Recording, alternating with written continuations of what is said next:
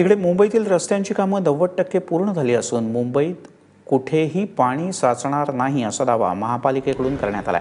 मुंबई पालिकेच्या पावसाळापूर्व तयारीची माहिती देण्यासाठी आयोजित केलेल्या पत्रकार परिषदेत अतिरिक्त आयुक्त संजय देशमुख यांनी ही माहिती दिली। ज्या ठिकाणी वारंवार खड्डे पडतात तिथला रस्ता नव्याने तयार करण्यात आला असून पावसाळ्यामध्ये खड्डे पडल्यास नवीन तंत्रज्ञानाने ते भरले जातील असंही त्यांनी म्हटलं। यासाठी 70 लाख रुपये किमतीचं 38 टन मटेरियल खरेदी करण्यात आल्याची माहिती सुद्धा त्यांनी दिली। ना रस्ता ना नाला याचं कुठच्याही 100% काम पूर्ण झालेलं नाही आहे। महानगरपालिकेकडे फक्त कागदावरचे आकडे दाखवण्याचं काम होतंय।